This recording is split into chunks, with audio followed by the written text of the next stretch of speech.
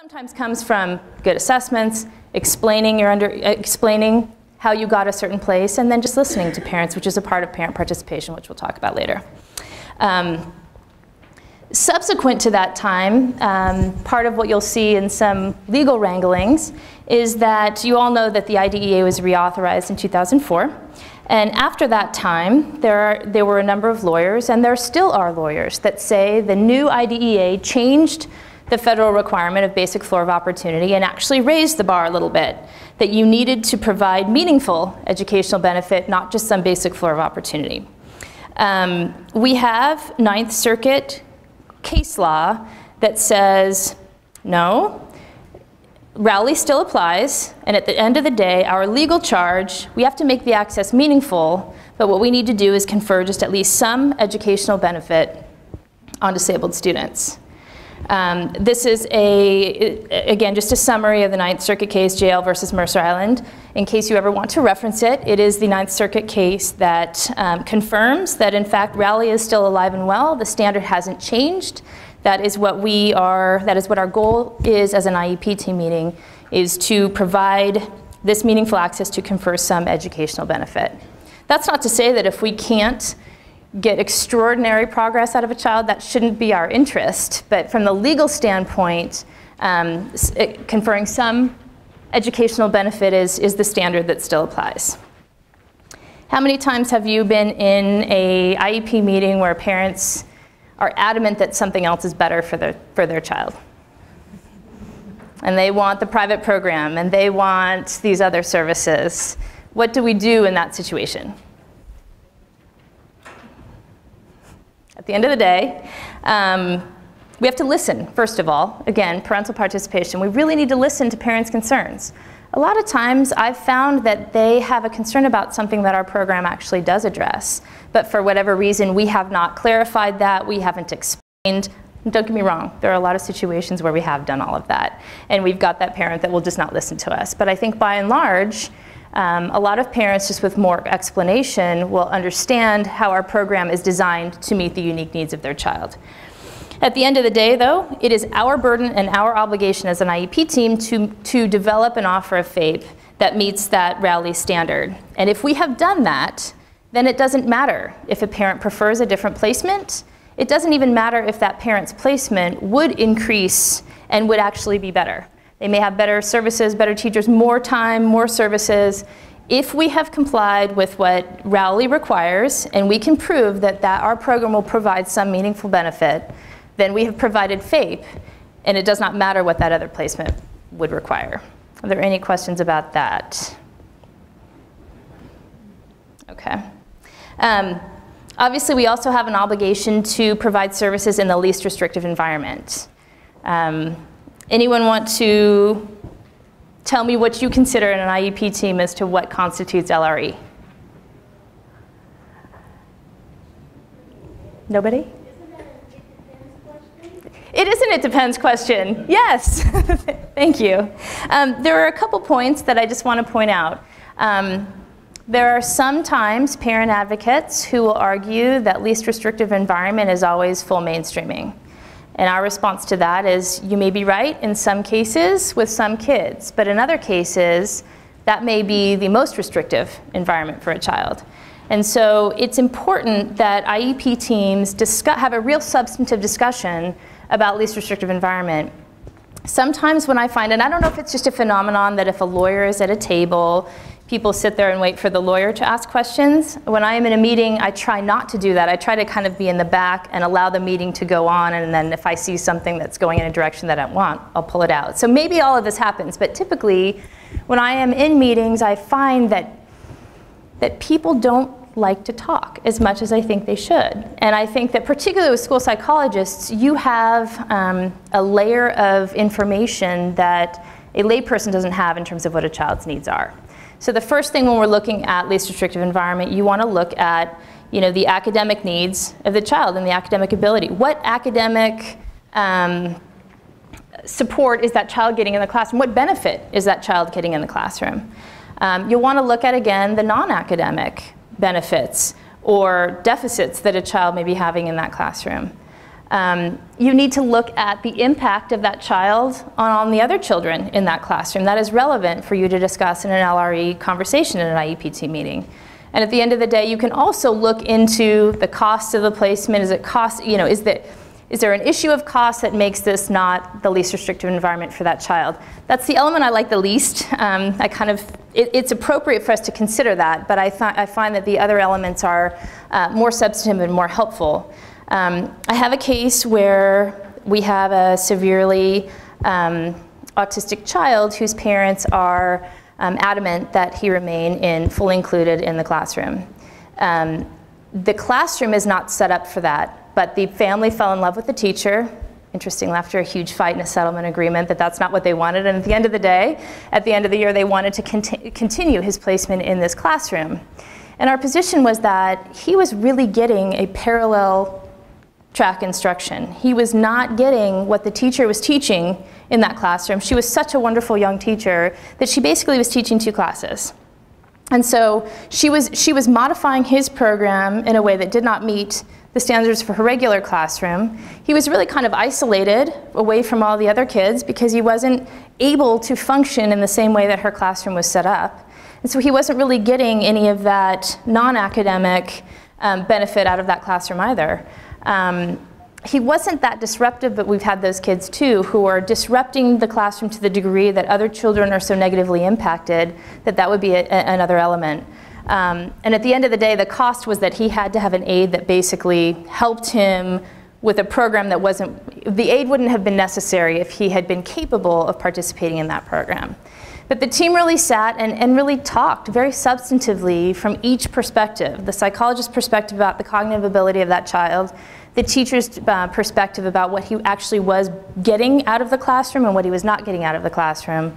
And at the end of the day, the parent didn't like it, still sued us, but we resolved it by working with her counsel and saying, look, it's not the least restrictive environment. At the end of the day, she had to do some arm twisting with her client and ultimately agreed with us. But I think it's really the substance of making sure that you are prepared when you go in these meetings to actually participate actively in these types of conversations so that you really are developing a program that is sufficient to meet a child's needs.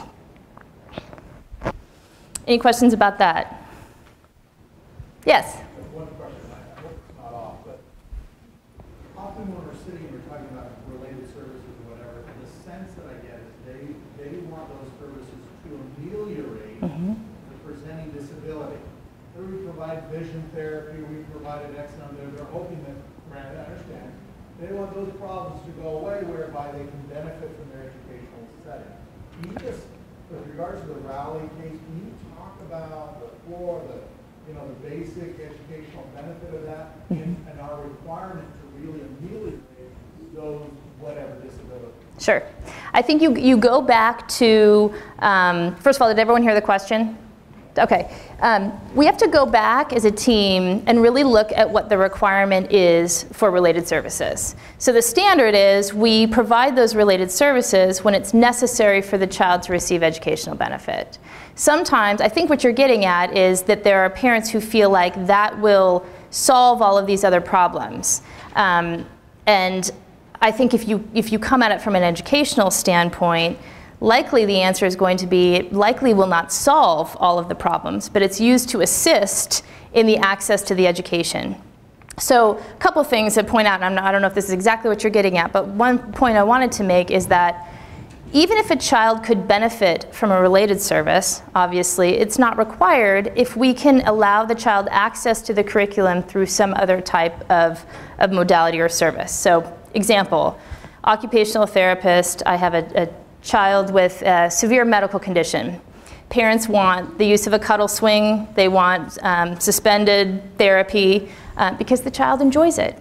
She's happy, she likes it, but it doesn't necessarily do anything educationally for that child.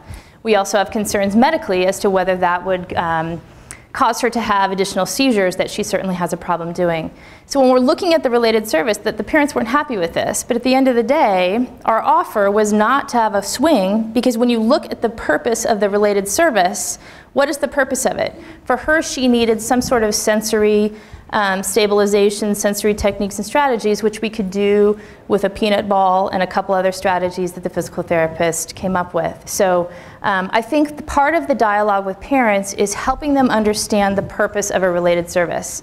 Other parent, child, severe Down syndrome, had a stroke in utero, has limited ability of using his right hand. Parents are demanding that he get occupational and physical therapy to rehab and to increase the function in his hand.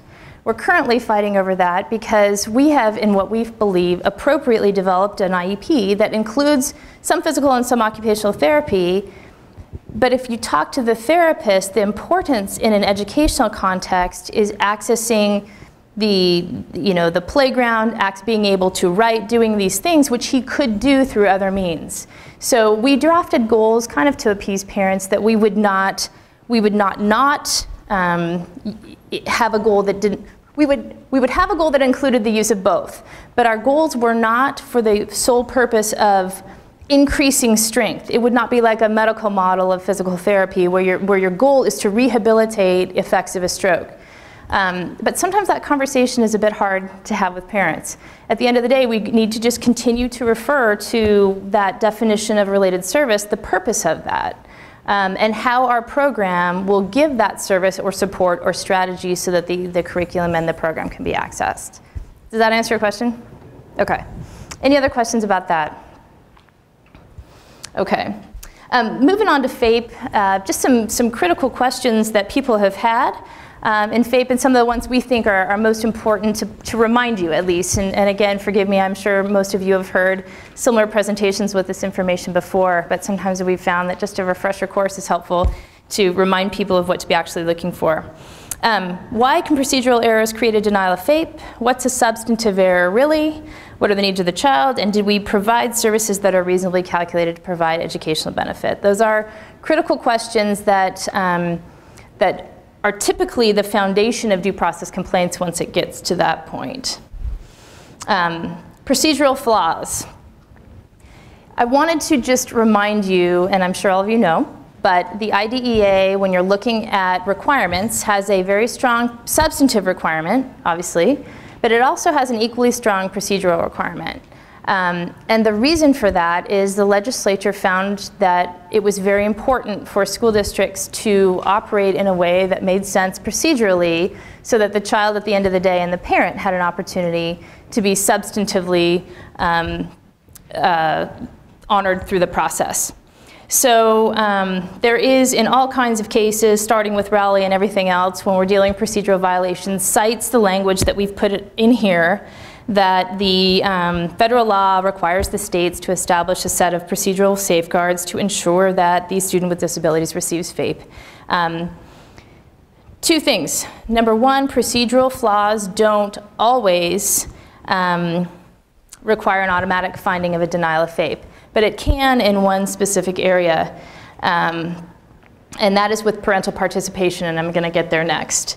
But just here, these are the two statutory citations that talk about procedural violations. Again, hearing officer may find that the child did not receive FAPE if the procedural inadequacies impeded the child's right to FAPE or significantly impeded the parent's opportunity to participate in the decision-making process or caused a deprivation of educational benefit. Okay, so again, my first concern about procedural violations starts with the parent participation requirement. This is the federal regulation in its entirety that talks about parent participation. Anyone familiar automatically with the rule, if parents are denied a right to participate, what happens? It's an automatic denial of FAPE. So you'll see in almost every due process complaint that they will add that, and sometimes it's a throw-in issue and it's easily disproved, but sometimes it's not so easily disproved.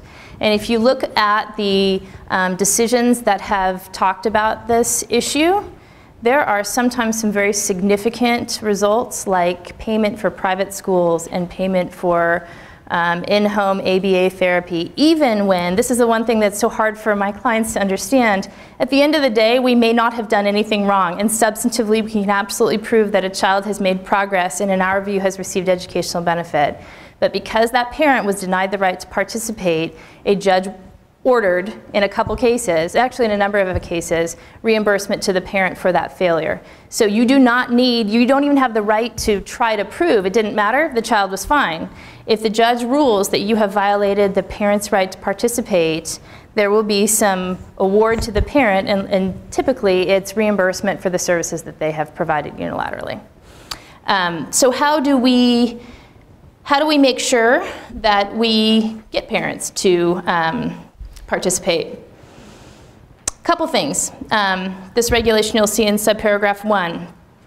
We have to notify parents of a meeting, obviously. That's where the notice comes in.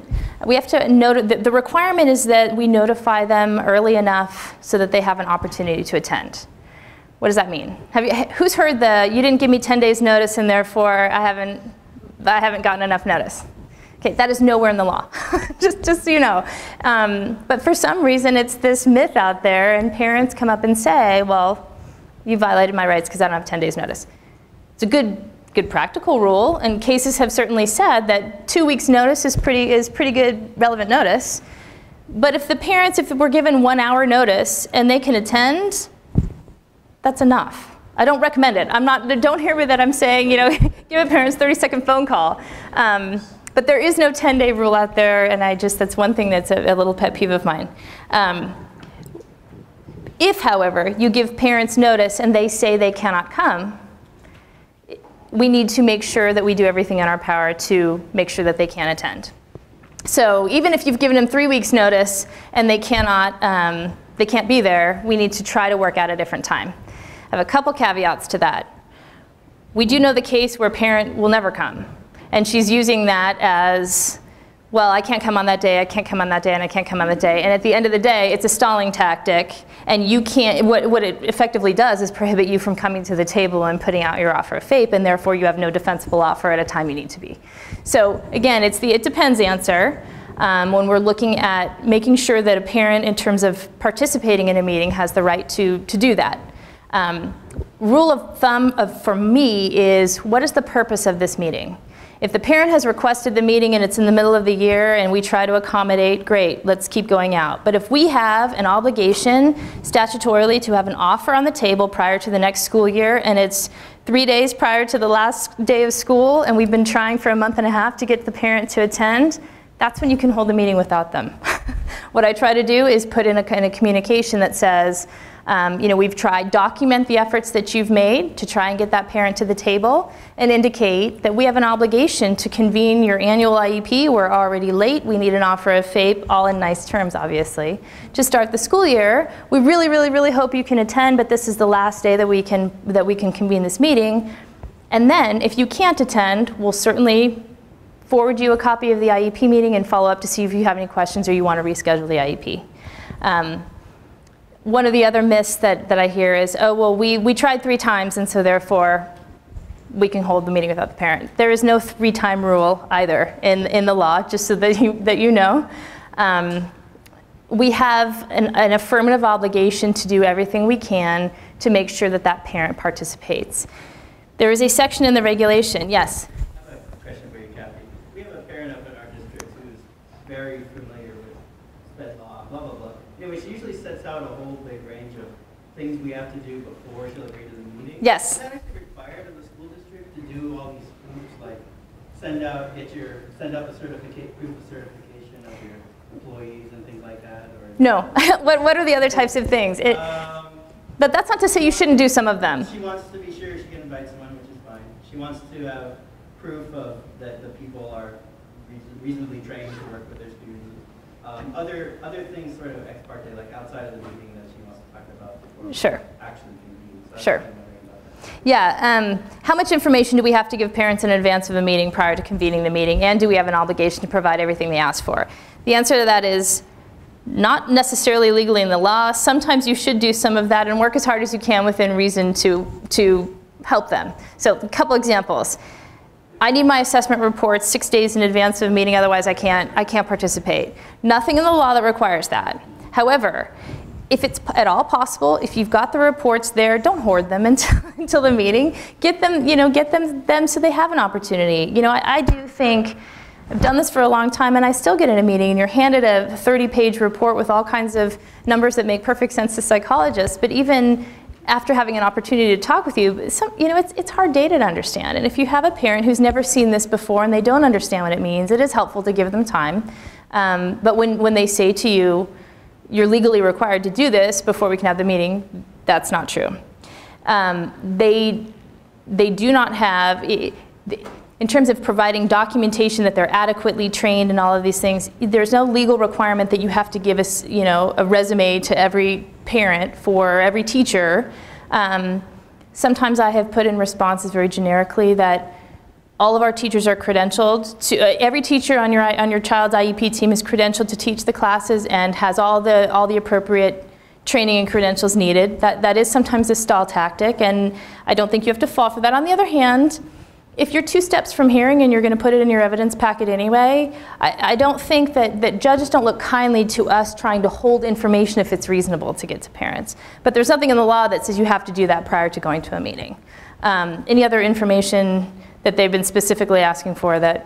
Well, she just agreed with part of my assessment on IQ and was wondering why she I don't know if I should get. Well, no, I mean that's a good. We could be talking about IQ. Sure. Instead of doing it email and letter. Yeah, no, and I think that depending on the situation, if this is a parent that has a history of doing that, obviously you want to engage but I think what a good thing to do is respond and say, I have answers for all of that, and I really want all of members of the IEP team to hear it because they may have the same questions. So, for general purposes, this is the answer, but we're going to be talking about that at the IEP team meeting, and leave it at that. You're responding to the parent, but you're not really having your whole dialogue in an email prior to the meeting.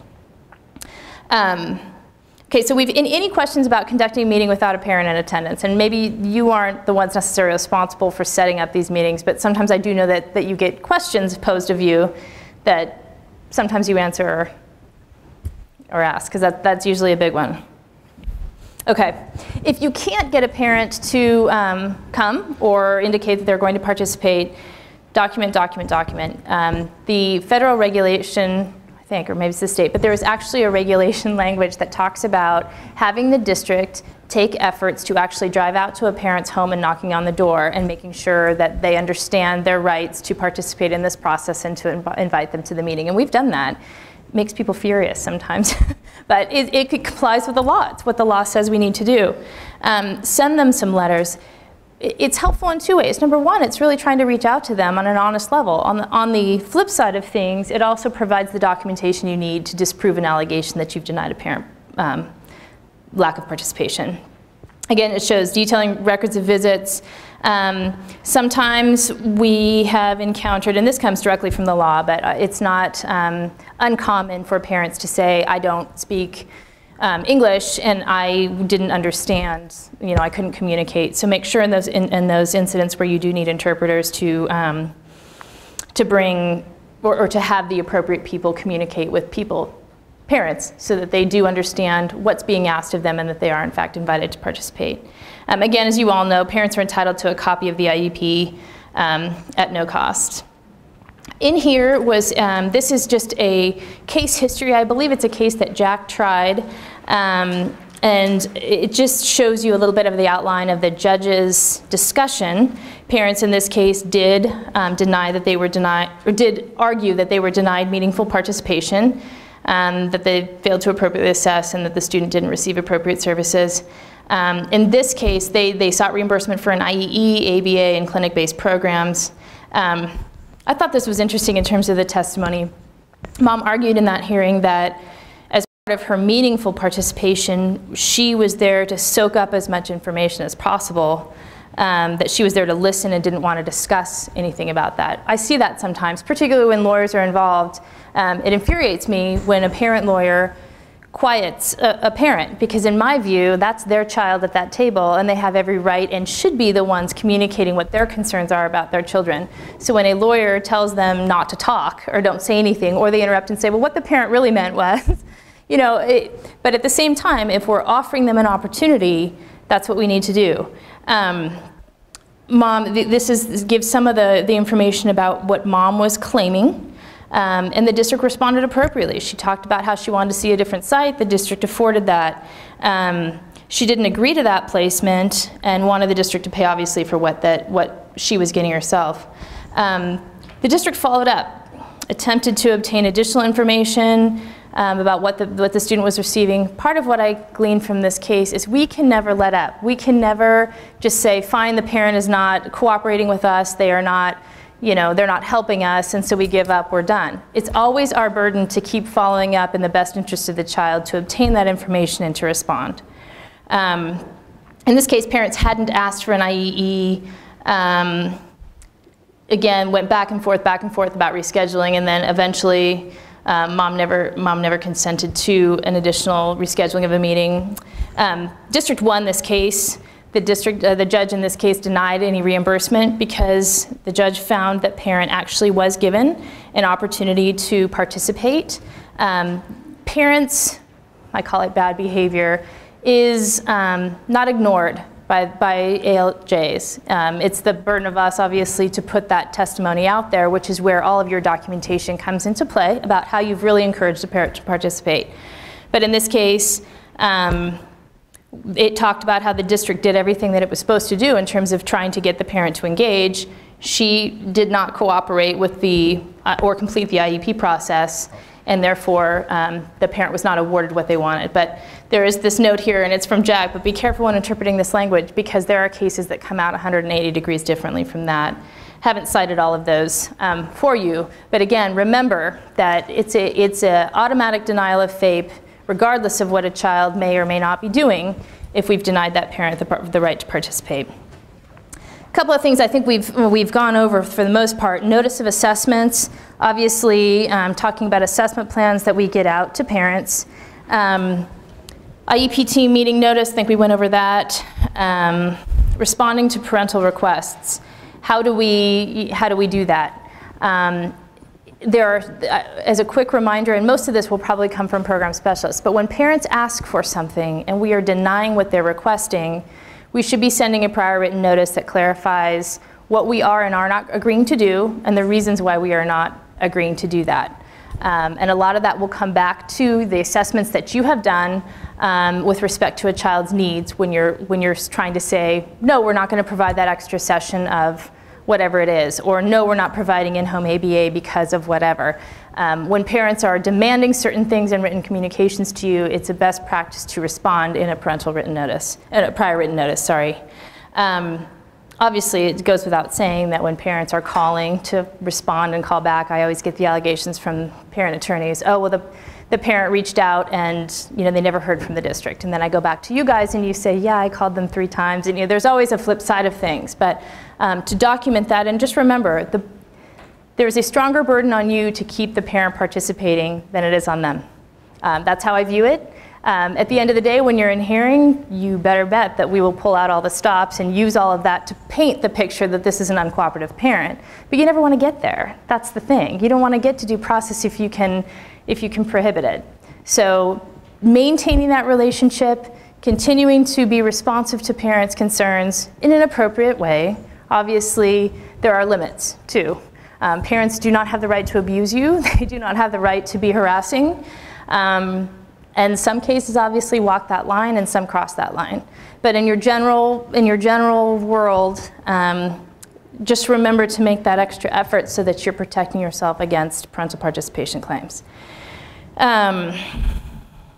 Okay, a couple other things that aren't on this list but that I wanted to point out that deal with parental participation. How many of you have issues with divorced parents or parents with joint custody and who gets to participate and who doesn't? Sometimes a big issue. So what's the rule? If you have parents with, it depends. First of all, if you've got that situation, make sure you do have somebody on your team that has a copy of the current custodial order and that you read it and understand what it says. Because at the end of the day, the judge sometimes defines who has the ultimate authority to make the final decision, or whether all placements need to be agreed upon by both, and if they don't agree, there is no agreement. So that's always the first step. The second rule of thumb, though, is if you have parents that, maybe one has physical custody, but the other parent still has legal custody, there is no order that's limiting that parent's right to participate, invite them to the meeting. If you have a parent that, because they have equal rights to chime in, even if they don't live in the area. Most of the time, there's usually one parent that is involved the most and the other parent isn't interested. But when that other parent has made an effort to communicate that they do want to be invited, that they do want copies of documents, they do want that information, make sure it's given to them. And again, that may not come from all of you as psychs, it may come from program specialists or somebody else, but just so that you're aware of that, yes? There were situations such as that, one parent, a written request for an assessment, the other parent says, no way, it's not going to happen. You have this, which what I think would define it as some sort of timeline, and the other, you've got this other going legal custody. Yes. Not going to do it. What's the yes. position? What's the district doing? Okay. It depends. As a general rule, though, I will tell you what I would do. As a general rule, unless there is any, what I would do is go back to the parent who has signed it and say, we want to order that, or we want to start this assessment. We understand you have legal rights. There is nothing that is, that has limited your right to sign this. So we want to honor that. We need to know, however, if there's anything out there that gives the other parent an opportunity to trump what you're asking for. Because we will get in trouble if there's a court order that says, mom signs it, dad in the court order has the right to make all final decisions, okay? Absent that situation, if there have been no legal deprivation of rights by a judge, then they have equal legal right to sign, in my view. So I start that assessment.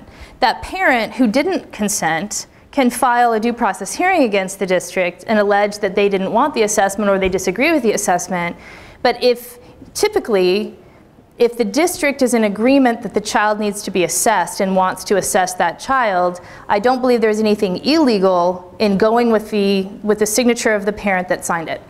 There is one case, and we've batted this around internally in our office over and over again, but there is one case that completely nullified that situation, where one parent wanted an assessment, the other parent had said no, and the judge said, no assessment, you shouldn't have done it because this other parent didn't sign. But my view of that case, and there's only one of us that disagrees with that, who takes the position, no, they both have to agree or not. I don't think so. What the whole analysis in that case is that essentially what the picture that's painted in that case, and again, I always put the caveat on this, when we do cases and we read the decision, it was like, what hearing was that? The judges write some things. So nothing to say against the district who tried the case. Maybe there were things that didn't come through in the decision.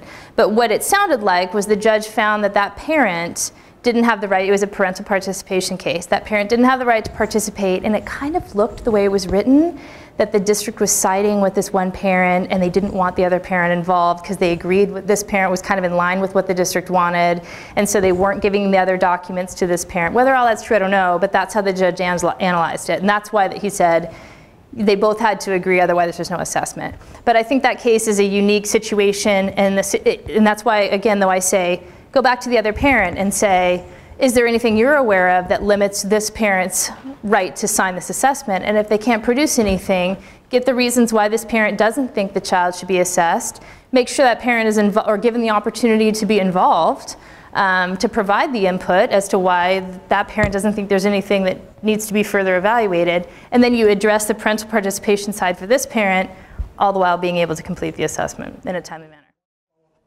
Sure. No, it's all good. Generally, the parent responds, I'm just going to call my attorney. And let's assume the attorney who writes a letter from the parent, the other parent, who doesn't want the assessment. Yeah. And the attorney sends us a letter. We have the legal obligation or responsibility to respond to what the attorney writes us without a court order. Are you saying the attorney says, my client has a right to say no, yes, whatever? Exactly. I would write back a letter to them that says, very quickly, our view of the law is that we have an obligation. You can fall back on the California Department of Ed that says if a parent requests an assessment, they're entitled to a period, end of story, and you're out of compliance if you don't assess. I would put that in there and say, we're trying to make sure that we do right by your child. There's nothing that we are aware of that limits this parent's right to consent to an assessment, and we'll give you 5 days to give us a copy of the order. Otherwise, please be advised that we're going to start, and don't start it for a reasonable amount of time until they can get back to you. Any other questions about that? Okay. One other last one, just vote taking. Who's dealt with that issue? You have to take a vote as to what a child needs in an IEP. And if we all agree, I literally had one IEP where a parent brought, I'm not kidding, 17 people from her church. And then we had to it was like a forum setting. And at first we were thinking, okay, what do we do? Do we exclude them? And they made this big hurrah about how they have a right to bring anyone they want. And at the end of the day, they were very nice people and they weren't disrupting the process. But it was almost hilarious. At the end they were saying, well, we all disagree and we're all voting because we're a team member because we've been invited to participate, and so we outnumber you, and so therefore you can't do this. Kind of a hilarious story, and it seems kind of obvious, but just don't ever, there is nothing in the law that even allows for, much less requires, a vote to be taken to determine consensus. Sometimes there will be, it will come down, because sometimes there is genuine disagreement, and sometimes there's disagreement, as there should be, if the process is pure, between some district people. It's not district people versus parents. It's, what really does this child require? And then in those unique situations, you kind of get disagreement sometimes. But remember, at the end of the day, it is the district's obligation to provide its final written offer of FAPE. And we'll get to that a little bit later, but it needs to be a clear written offer of FAPE. So you cannot say, well, we kind of agreed on this and we kind of didn't agree on this. At the end of the day, we need to put out there, even if there is some disagreement, what we truly believe is appropriate for the child. And again, that may not be you writing those up, but just as a reminder, there can be some disagreement, there likely will be some disagreement, but don't let that disagreement trump anybody from your team making sure that that IEP, when it's completed, has one clear written offer of FAPE that parent can take, review, consider, and consent or not. Okay. Any other questions about, whoops. Okay, what am I doing? Parental participation, there we go. Okay, just moving on to complying with IEPs. Obviously, this is a huge problem if you have a parent that's challenging you, and we're looking at whether or not we've actually complied with the IEP. Again, maybe not so important to you as it is to the program specialist or manager getting those out there, but we need to make sure that we have IEPs that are written specifically that delineate the provision or program of service, how often that service is going to be provided, the appropriate frequency and duration, then we got to make sure that we're actually doing that. Again, and sometimes I think, I've learned through this, sometimes I just assume that teachers who have done this forever know this stuff. And the more I do it, particularly general ed teachers, it can be overwhelming to have them really understand. They haven't, sometimes even though they should, and as part of an IEP team process, not all of them have read your 35 to 50 page reports and understand every term of that. And so I think it's important, to the degree that we can, to have you be able to clarify in an IEP team meeting kind of the basics of what your results mean. And sometimes make yourself available to teachers if they have questions, because at the end of the day, sometimes teachers will say, oh, I never received the IEP, or I have no idea what I'm supposed to be doing, or those kinds of things, or this doesn't make sense. I don't get where you're coming from in this. I don't understand the psychologist report. So obviously, looking at it as a team approach, in my view, again, you've got really meaty information, but sometimes I think it's lost on teachers who are just trying to provide an actual program and may not understand all of that information. Another procedural violation, again, is convening IEP team meetings. Obviously, all of you know parents have a right to convene an IEP team meeting. You have 30 days to make sure that happens unless parents agree otherwise. We should be looking at convening IEP team meetings when there is a lack of anticipated progress. That's one thing that I think doesn't happen enough. Largely, we're all very busy and we've got a lot of things on our schedules. But a lot of times the history of cases show, gosh, this child started really falling apart. Now, sometimes can we defend that? Yes, but the child started falling apart. Where was the IEP team? The other thing that I think, which may not come welcome to all of you, is that I really do think psych should be involved in those follow-up meetings. Sometimes when we see the document, it's the parent and the program specialist and occasionally a related service provider. But if you're really talking about a child's ability or a child's needs, in my view, the psychologist is an integral person in having that discussion around the table as to where the child is and why that may be, given what your last assessment was. Again, another procedural violation, failure to convene a meeting within 30 days of parent request. These ones are easier to, I'll get to you in 1 second. These ones are easier to defend in a due process hearing, because at the end of the day, if you convene an IEPT meeting in 32 days and the child made sufficient progress we can demonstrate, it's going to be not a denial of FAPE, and there's going to hopefully be no remedy awarded to the parent. Unlike the parent participation ones, where it doesn't matter for that analysis, they get something. The larger piece of that too is the implication it's not just what's awarded to them, but unfortunately it's the attorney's fees component to that. If they win anything in a due process hearing, you're probably aware that the parents will argue that they're entitled to all of their attorney's fees.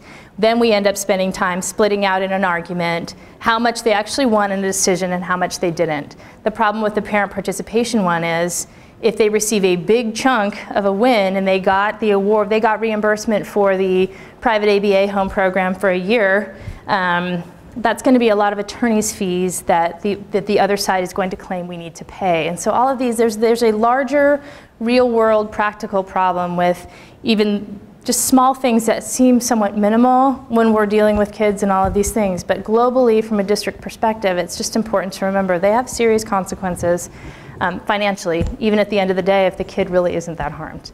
You had a question.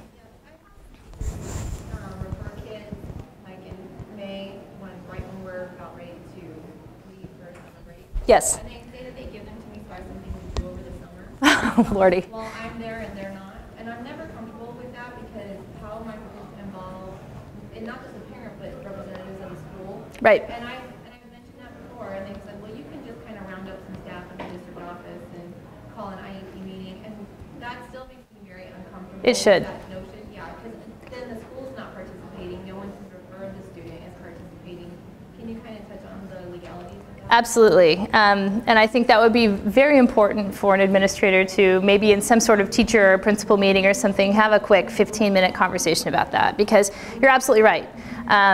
In terms of the assessment timelines, you may have some ability to not do that, but it depends on obviously if it's an initial evaluation or a reevaluation.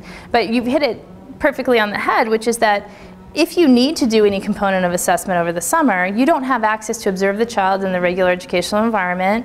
You don't have access, like you said, to the people who are actually working with him to see the kid in action in the classroom. And at the end of the day, that, from our side, when it gets to our table, is a hard assessment to defend. Parents are not going to agree to that assessment. They're going to disagree and request an IEE because they will have said you haven't done it appropriately, and they're right. So I would encourage them that no, you really need them to be a part of the process. If there's any way that this can wait into the following year, then great. If not, abide by the rules of when you need to get, figure out when that last day of school is and whether, when the request came in, and if you can consider the time told during the summer. There's an occasional situation you're in due process or you really don't know the child and you need to make an offer before the beginning of the school year. But absent those issues, I really would say try to do it at a time where the child is in school, because you need to have all of those components in order to have a defensible evaluation. Any other questions about that? Or any other procedural violations? Okay, other ones just to be aware of really quick. Predetermination of the IEP is another one that people love to allege. Bottom line, it's okay to have staffing meetings. I love, I say that cynically, I love the allegation by a parent attorney that doesn't think that we should be able at all to prepare for an IEPT meeting. It's totally appropriate to prepare, and I say prepare, because there's nothing worse than going to a meeting where no one's read any of the documents and nobody has any information to share, and everybody just sits there, and then there's no follow-up. That's the worst thing in my view. You cannot, predetermination, you cannot make a final determination as to a placement of a child needs, but there's nothing prohibiting you from thinking about that kid's needs, thinking about options that may be appropriate, thinking about what additional assessment could be, or even drafting, obviously I'm sure you do this all the time, draft goals and objectives that can be discussed. When you can, send those to the parent. You write the little note that says, obviously, we've made no decisions whatsoever about your child, but given the information that we'll also go over in more depth at the meeting, attached to some draft goals we'd like to discuss with you. We can certainly amend these, change these, add to them, whatever. That's totally fine, not predetermination. Other procedural error that's a problem in the inappropriately convened IEP team meeting, which happens all the time. Most typically the ones we see are the failure to include a general ed teacher, or failure to include a teacher or related service provider that has any knowledge of the child because you learn of the IEP that day and all of a sudden you realize that person, there's a hole in the chair and you need to get somebody in. If that's where you are, yes, pull a general ed teacher if you really need one because you need your procedural compliance. But then at the end of the day, the substance of it is not going to be there. So really the lesson is make sure as a team you're doing your homework, you're preparing for the meetings, you're making sure that the right people are there. Yes? Have a general ed teacher be excused because they're not participating? Yes, if there is in writing agreement by the parents and the district alike. So most of you have most districts have forms that allow for that parental waiver.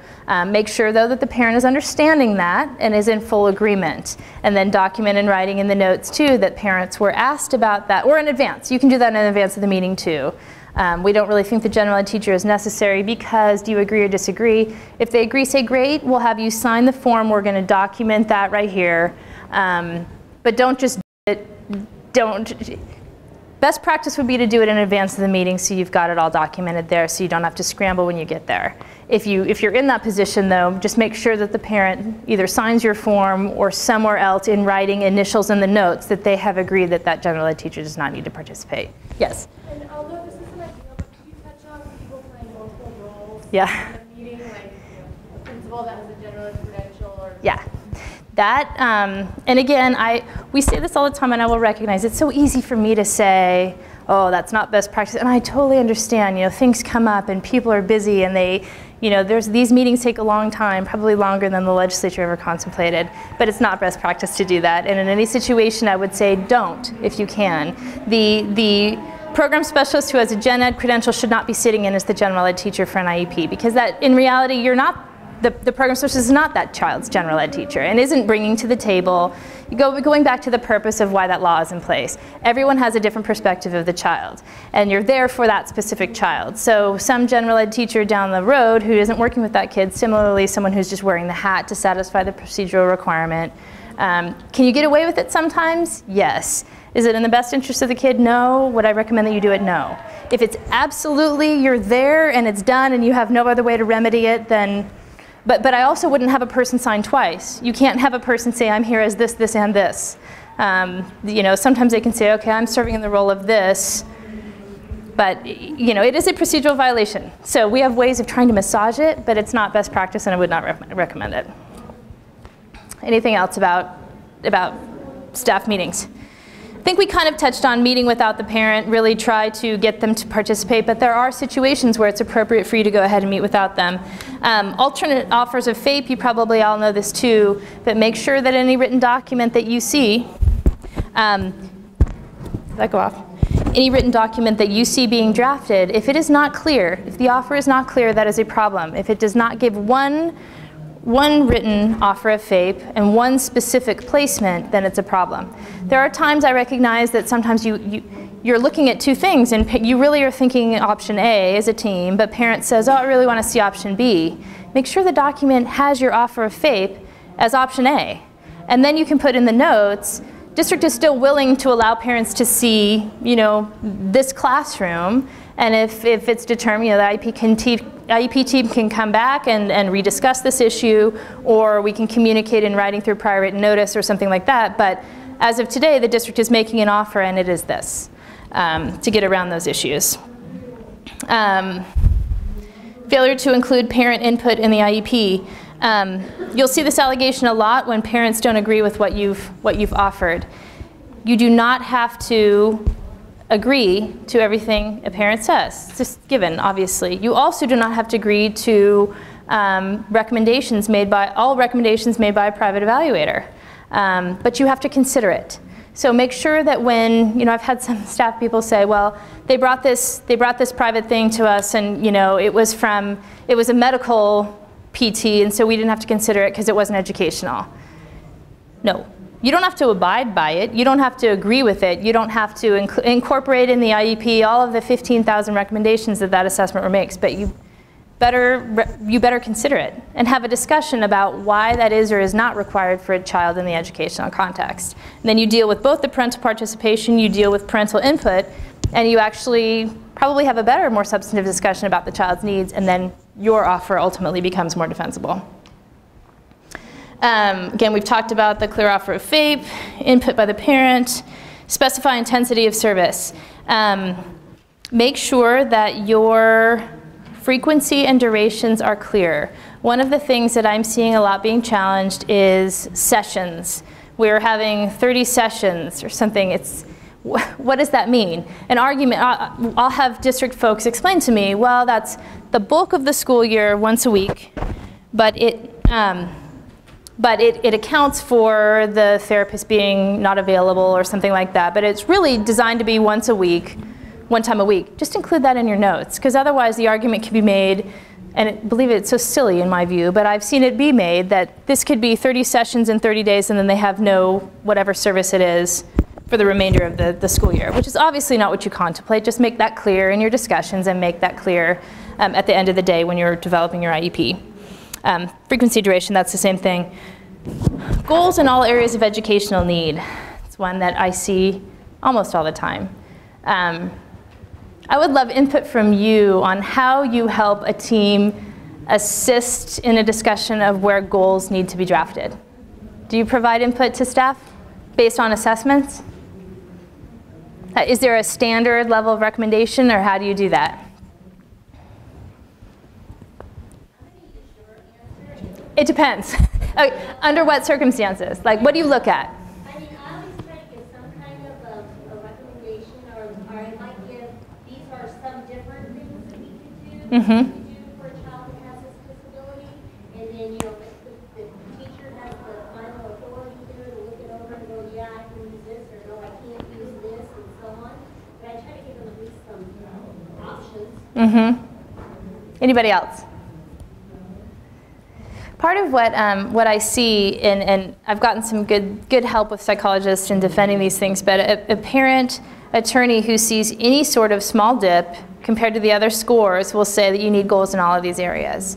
Case law doesn't support that, but it will require us to really have a good understanding of that child's needs and making sure we do have goals in those areas. If we don't have a goal in a particular area, it may be that because, you know, we're dealing with it through a strategy, or it's already a part of the curriculum or something like that, but we need to really have been able to substantively think about why we're not developing those goals, because that is one of the other things that you always see in a due process complaint. We're seeing more of them that are canned. You know, the same attorneys, the exact same allegations in every complaint. I think they just changed the name. But that one is regularly on there. Sufficiently challenging goals, the same thing. Failure to establish measurable baselines. This one is key, and I think it's really easy to solve. I force people to say, never put the words has difficulty in a baseline. I see that all the time, and it's just not measurable. Jacob has difficulty with spelling. A year from now, Jacob still is having difficulty, but he's made great progress if we had said what that child specifically can do at that point in time, but I can't defend it because it's not measurable. And attorneys are focusing more and more on this because it's such an easy target. If we have an annual goal that is specific in what we're trying to accomplish by the end of the year, even if you're not entirely clear, well, I don't know if it's, you know, I don't know if he can do it in 5 times in 20 trials or 3 times. We can say less than 50% of the time over, you know, this course of trialing or something like that. But just make sure there is a number in there, and the number can correspond with goals or objectives if you use those. In your districts, do you use objectives still? You're not legally required to, so you're just doing the annual goals. Okay, then just make sure that the measurable baseline sounds the same as the annual goal. The language can be almost the same. Just make sure that you've got a difference in the number, or the difference in the percentage, or the difference, so that at the end of the day, you have where he started, where you wanted him to finish, and where he really was at the end of the day, and then you completely defeat this procedural allegation. Again, very similar inadequate present levels of performance. I think one of the basic things I see over and over again is staff don't spend as much time on that, and they copy information over from prior years without really having a, a discussion about it, and just making sure, just another very easy tip, just make sure you change something on all of them. And have it be objectively honest and intellectually honest, obviously, with the child's needs. Same with the goals. Kiss of death is when you continue goals and you've changed nothing. Make sure that you have at least some, it's okay to continue a goal area. In fact, most of the time that will happen. You will still have needs in written expression or reading comprehension or whatever that is. But the goal cannot look exactly the same. If it does, it's a slam dunk that the child's made no progress. Change the focus of the goal a little bit, change the percentages of the goal. That's not a problem, but you've made some change in the goal. If the child is if that goal is way too high, and there's no way that child can make continued progress, then modify that goal, split it into two, figure out how to address it. But never, ever, ever word for word carry over a goal. It's an automatic problem, procedurally. I think we've done most of those. Failuring to address the behavior, obviously, that is a key one, making sure that you have that filled out in the IEP and how you're going to address it. Assessing in all areas of suspected disability is another procedural violation that becomes a problem. And this actually is, I think, significant to where you guys come in. Did you have a question on that? I do. I've had some other teachers who have encouraged me to write shorter reports and to just do like a brief IQ, a brief academic, not look at the processing, for tries, and to just turn in a report so that they could, get the IEP held and to move forward for the try. And I told them, I think that for the try, you do have to assess in the processing area, and they've kind of said if they don't think so, can you kind of... God bless you. I agree with you. And I would not take your direction from a teacher who is telling you something that is not in line with what the law requires. And I'm thrilled to hear you say that too, because I'm working with another good client of mine who I'm finding to be a little lax on the tries. And they're basically using the authority and the regulations that say, oh, the parties can agree that a try is not necessary. And in my view, for a try, they kind of take the position, well, we already know the kid still qualifies. And I said, that's one element that's important. But the second element is, what does that child's needs, and how does that impact the child's program? And without all of the information that you are talking about, the processing piece and all of that, to me, it may provide for a shorter report that's easier for a teacher to read and allow them to get an IEP done. Obviously, your burden is making sure that you can assess in the timely manner. That the burden on you collectively is making sure that an assessment plan is given in enough time to allow you to have the time to do it, and then the teacher or the case carrier or whoever it is to convene the team meeting in a way that complies with that timeline.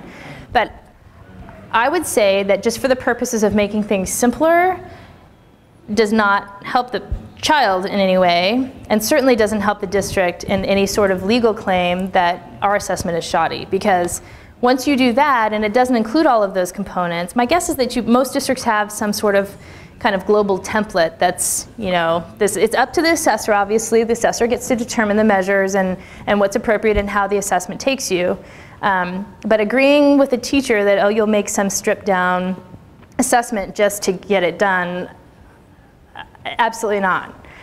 Because then the party will ask for an IEE, we will look at the assessment and say, oh, where's this part? Seems really vanilla. They'll get an IEE and their assessment, I'm not kidding, will be 150 pages long, like the one I just got, that, by the way, qualified the child in every single eligibility category. So, it's ridiculous, but that is what happens. That I can just rely on the initial report that says that there was a documented processing disorder previously in whatever area, and that I can kind of skip those and just... But from your experience, have you found children to change?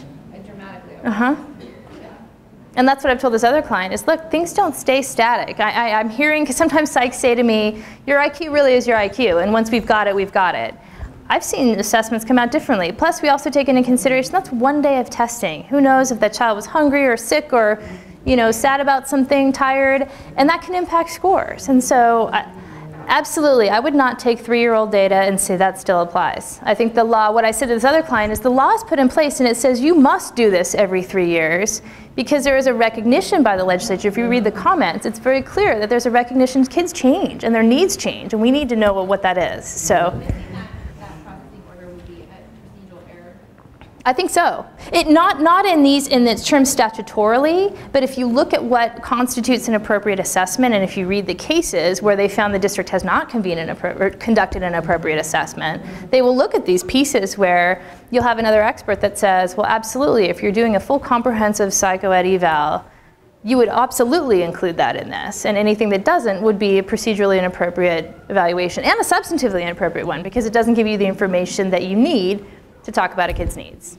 So I love that. In terms of what I'm hearing from you is I want to do something more substantive, as opposed to these other people I'm trying to convince, like, no. I will not give you the green light to take the easy way out to say, oh, we all agreed there was no additional information necessary. You cannot tell me that in most kids there's not new information that relevantly impacts that kid's program for a triennial review. Yes?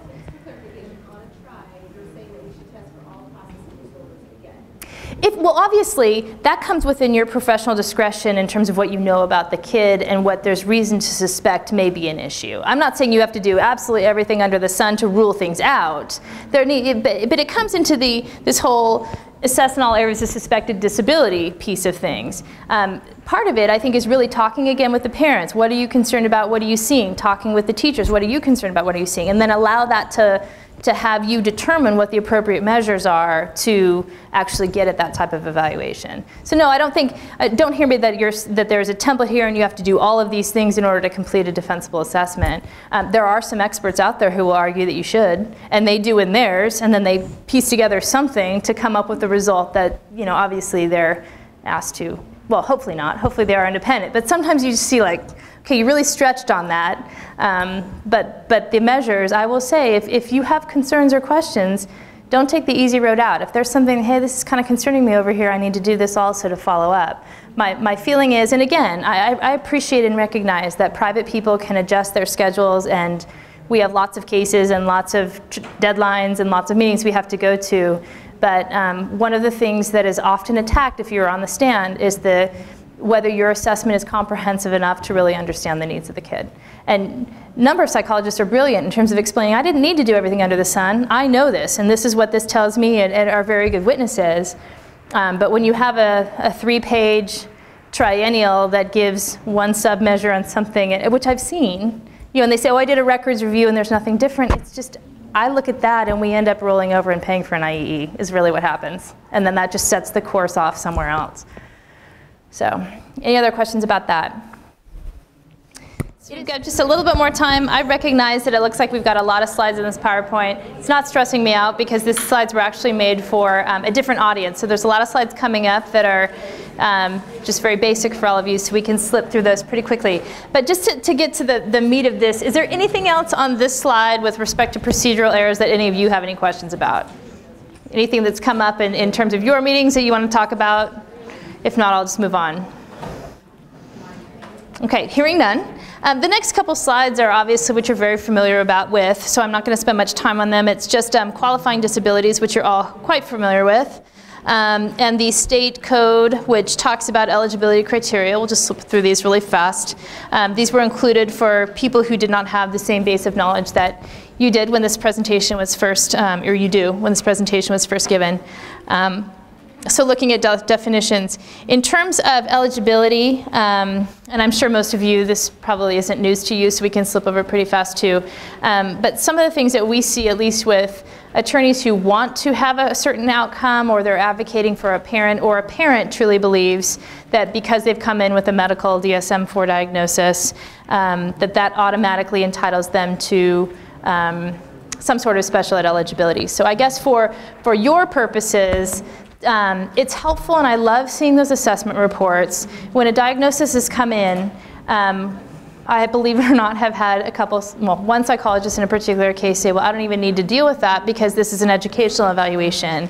I agree in concept that we are looking at something different. We're looking at eligibility as framed by the federal and state law, but to me, again, I think it does us a disservice to not consider information that was given. So when you have that medical diagnosis of whatever it is, then the question for you is to help the team analyze and understand whether that diagnosis of reactive attachment disorder or conduct disorder or whatever, how that does or not impact your, your eligibility determination of ED or OHI or whatever that is. You need to obviously stay true to the educational definition, but all the while considering that information of how the information that was given impacts. The other thing that I find is a lot of times I've seen just slips from a doctor that writes out a diagnosis. They have not analyzed educational criteria. They haven't asked any sort of question as to whether that's eligibility related. In my perfect world, I love to see when that psychologist asks for a release of information to talk with the doctor. Half the time you're going to get a parent that refuses to sign it because they don't want you talking with their doctor. But when you're in a due process hearing, the questions are, well, did you follow up on that? Hey, what did you do with that information? How did you probe that anymore? And when the answer is parents refuse to consent, that's the answer. And so you are only responsible for the information that is reasonably available to you. And if a parent is precluding that from having you have that information, then we deal with the diagnosis, and then you articulate under the educational criteria how that does or does not impact the final eligibility determination. So, which you're probably all familiar with anyway. And again, this is just another slide that kind of spells out more that distinction. Again, probably very familiar for all of you. We've talked about this already a little bit. But again, the primary reasons for assessing is this first, obviously with the initial, is to determine if a child is eligible. And then with any reevaluation, and also to understand that, to aid with the planning of the instructional program. But on the reevaluations also, most of the time my experience is that it's rare where we exit a kid and find him no longer eligible, although that is possible and it happens. But again, the substance of the assessment, in my view, protects all of you by having an IEP that's substantively appropriate because it is based on assessed data. And if we don't have that assessment data current, and on a continuous reevaluation 3-year track, arguments can be made that we don't understand the kid globally enough to have a defensible IEP. I brought, because I figured there may be questions about assessment timelines. So I actually brought my cheat sheet, and I've given it to a couple people that we were talking with at the break. I'm happy to either email this to you, Glenn, or to have you just leave a copy and you can make copies for people.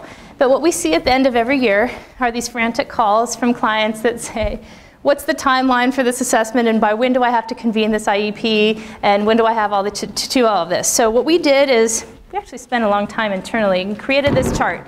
And it's broken up into, which I think actually may be very helpful for all of you, is just a nice cheat sheet. It's broken up into whether the request is for an initial evaluation or whether it's for a reevaluation, and the timelines that apply. When the timelines are told, when your timelines start, by when you need to convene an IEP team meeting to discuss the results of the evaluation. So one of the questions at the break, if you have a parent who signs an assessment plan during the summer, and do you have to convene in 60 days if it's still the summer if people are not around? I think all of you know that the timeline starts when the assessment plan is signed.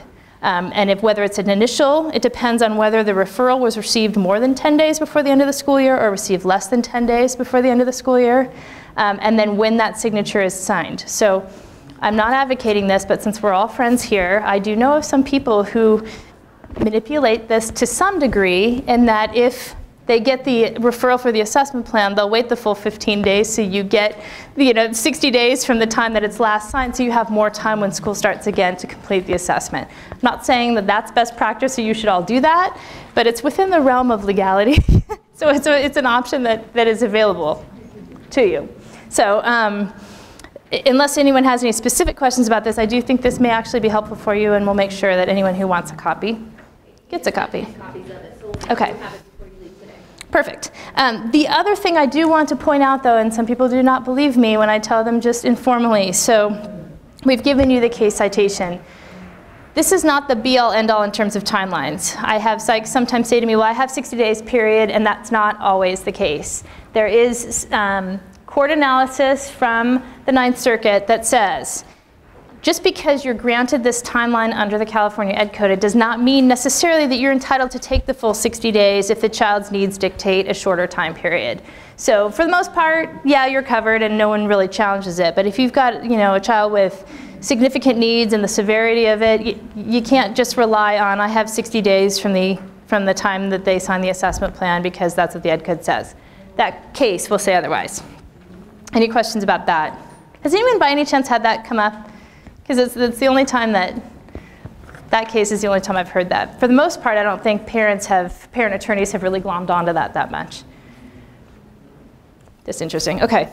Again, I think all of you know too, if we're trying to do an initial and parents don't consent, we cannot use the due process procedures to override that lack of consent, which is interesting, but if you look back at the history of that, it's again the legislature recognizing that parents have the primary right to kind of decide how the education of their children will go.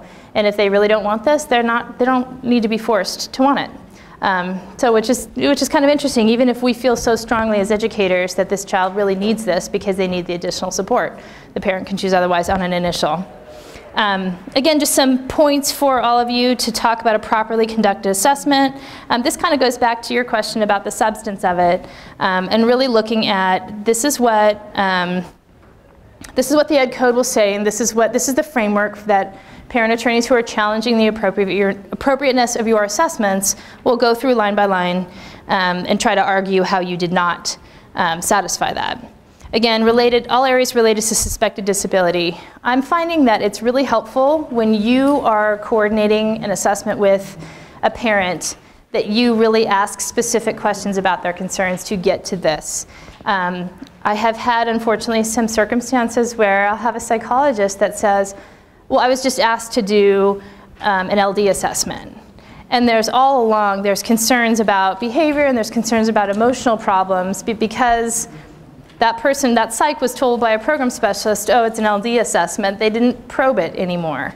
It is your burden, in my view, as a professional that's conducting an assessment to really do some of your own analysis and thinking as to what is necessary for this kid. And when you're going in and you're hearing about the child and you're hearing things from a parent, even if it's not on the initial assessment plan, if you're in there and you're thinking, wow, you know, I'm concerned about this kid in these other areas, and a parent has said that to you, make sure the assessment plan is amended to allow you to do a comprehensive assessment in all of those areas that are suspected disabilities. Because even if you do that, it's not uncommon for parents to come back and say, oh, well, you should have also assessed in these areas. So it's sometimes as a practical rule of thumb, we know those parents who have already hooked up with an attorney and they're already screaming and yelling. And so in those situations, what I'll try to do is make sure that in writing we document these are the only areas of concern that you're raising. And if you later come back and say that there are other areas of suspected disability that were not included, then we have a right to complete that assessment using a district evaluator. Because what they'll do is they'll say, no, this is it. And then they'll come back and say,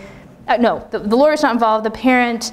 And I think some of this may be true. We're not, maybe not intentionally, but because we know what we're doing, parents don't really know that there may be other types of measures that assess better, you know, motor skills or speech and language, and so they just think, oh, I'm getting this assessment.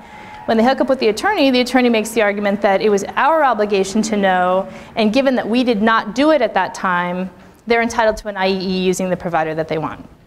So what we try to do is haggle with those and say, no, we have an automatic right to assess in all areas using an assessor of our choice, but sometimes it's not as simple, and it deals with some sort of fight that we compromise to some degree, typically, as a practical matter.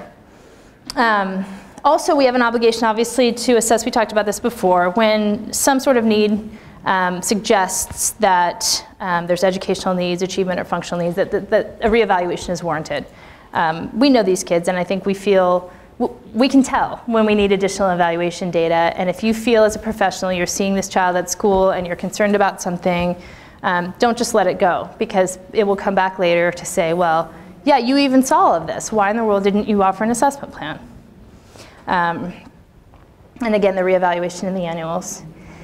IEEs, anybody have any specific questions about IEEs? Any burning questions? Yes? I guess I'm asking about qualifications of the IEP. Yes. For example, you've got a PhD person that does not have a business in psychology, and their expertise is just on their web pages in oncology. Yes. I'm not kidding. That's true. And eating disorders. Yeah, oncology and eating disorders, but yet he did an IEP for us and labeled the kid with autism. Mm-hmm. How is that, I mean, to me, that, as a licensed clinician, that's how high scope of practice to say those things. Correct. And so, Okay. I don't know how that IEU is authorized, but the law allows you to get an apple for an apple, and it allows the apple to be the same color as the apple that the district did. So what I mean by that is, I've had some times where you get a psychoed eval and then they ask for a speech IEE.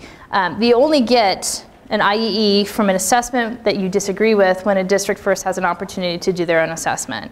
So if they're asking for an IEE and OT, they don't automatically get an OT IEE. Your question is should be governed, and hopefully all of the districts in the SELPA have a separate agency criteria packet. By law, we're required to have a list of that, and some of the really good, in fact, I think yours is good, I think I've seen it, where it lists these types of evaluations. What you're asking for is a psychoed eval, and then who can complete it. So I have seen, school psychologists, sometimes they have licensed credentialed psychologists with school psychology background, but that list should list the credentials of that person.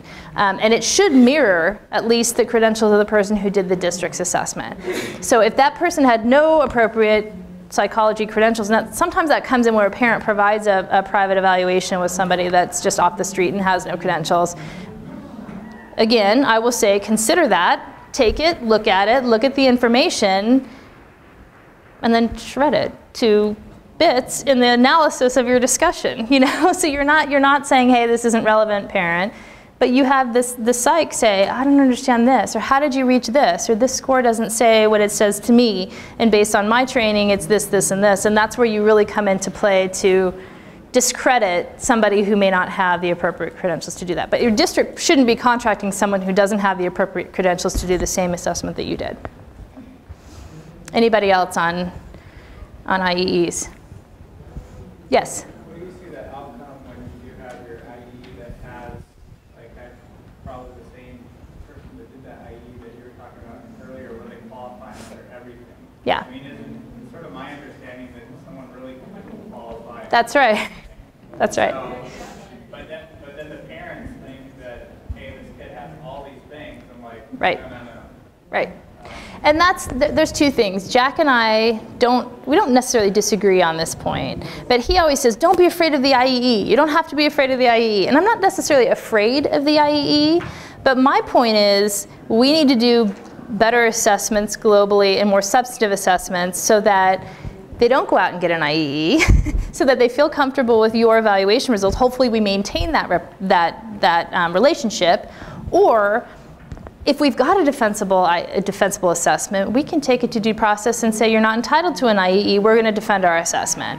A lot of districts, because that's costly, and I get it, and it's a practical issue, once you get that, and shifting to Jack's, don't be afraid of the IEE, again, it goes back to you have no obligation to accept all of these recommendations. The practical problem that happens is then you're dealing with this, and usually you'll end up in some sort of formal due process proceedings because you agree in mediation or not, you move forward with it because your staff feel adamant that their assessment is incorrect with certain things. And then you have to really parse through that assessment, figure out what you agree with as an IEP team, incorporate that into the IEP document, and then let the rest, fall away. But it depends on you guys all. One of the things that we do talk about when we're talking about testifying and even in IEP conversations, my experience is that school people are way too modest. If you look at the credentialing you've been through, the training you've been through, the experience that you have, the hands-on experience with school in a school environment, sometimes you'll get a quack off the street who has a strip mall practice and has no experience, and they come in and they tell you everything like they know what they're talking about. And for me, I want to empower you guys because in my view you're much better than that person. But unfortunately sometimes that person can run around the meeting and control the meeting just by virtue of their personality. But I want you all to be empowered that you have the credentials. Your credentials are in part oftentimes better than some of these people. Articulate that at the meeting.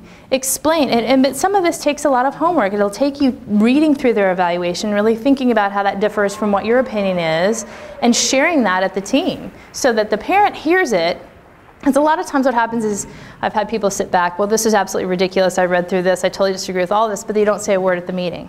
And then there's no record of, you know, you really challenging that assessment, because there is, in my view, it's totally impossible for a child to meet all 13 categories. I mean, it's, first of all, because you got multiple disabilities, so how do you, but anyway, to me, it shows a lack of credibility on an assessor who does that, but it happens. And so you guys, if you can make sure your assessments are substantive, defensible, and appropriate, it gives the district a great opportunity to either defend yours or defend it through the process of allowing the IEP, but knowing that you have enough data to rebut what they're going to come in and say.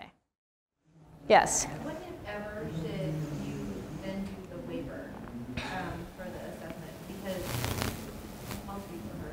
She has some kids that came in at 18 and they haven't been assessed since they were 3. And some of the teams were saying, when I've heard the same thing recently, that all that the waiver does is establish that they're still eligible for services. And if we all agree, then there's no need to assess. That's what I'm dealing with this other client of mine, and I disagree with that analysis, that all you need is to get the eligibility piece. I think you need that substantive data to make sure that your program is appropriate. So with that kid, even if they're 18, if they're close to graduating, I mean, every case is going to be, you know, you got to evaluate where you are and who's going to challenge, because even after you've, And that's why you yeah, okay, so if it's a certificate of completion and you still got those kids, you still have an obligation to make an appropriate program for them. They haven't been assessed in over a decade. How do we say we really know? We know from, okay, so playing devil's advocate, because I had a spirited debate with a psychologist about this very issue. Okay, so we've got the teachers that are reporting on progress, and we've got those things, but my point is, how do we really, in a hearing, how do I connect that the progress that is made is sufficient and not de minimis progress if I don't know what your current scores are saying in terms of ability, capability, IQ, processing, all of that? I mean, to try to rely on 13-year-old data, it's just not, it's not the same power. It does not give me the same evidence. And I would say that a judge would find that to be, you cannot compare those two assessments against each other like you would on a full comprehensive evaluation. Sometimes I'll hear people say that I really only need to assess every other try, at every other time that they're due for a try. It's going to depend. I mean, it really is. If you've got a garden variety LD kid and you have, everything else is documenting great progress, and really the severity of the disability is not something that you have questions, I can see that. And in which case, we're actually, for this client, developing a checklist, which you may have here too. If you're going to do a waiver, to get back to your first question, if you're going to do a waiver, you have to make sure that that's voluntarily and intelligently signed off by the parent. What I'm discovering in this other one is that they just kind of say, oh, everyone agreed, and then the parent doesn't sign that. The law says that the parent absolutely has to agree in writing that that's not needed. So what we're kind of doing is putting together a form that requires, because I honestly think what's happening is they say they're doing a records review, but I'm concerned that if they were on the stand, they would say I really didn't do anything. I just kind of looked at the IEP and said, yeah, the kid's still eligible. Everyone knows the kid's still eligible. So having documentation that actually the person has, the psychologist, if it's going to be a psychoed, has actually reviewed records, has reviewed former documents, has actually analyzed this child's needs, and everyone just agrees that the only thing that the assessment would tell us is this, and we already know that, then it's okay. It's okay because it's authorized in the law, but it's not best practice, and it certainly needs to be done carefully, in my view. Another example of when do you have to do it? Sometimes parents come in with full private evals that you agree with.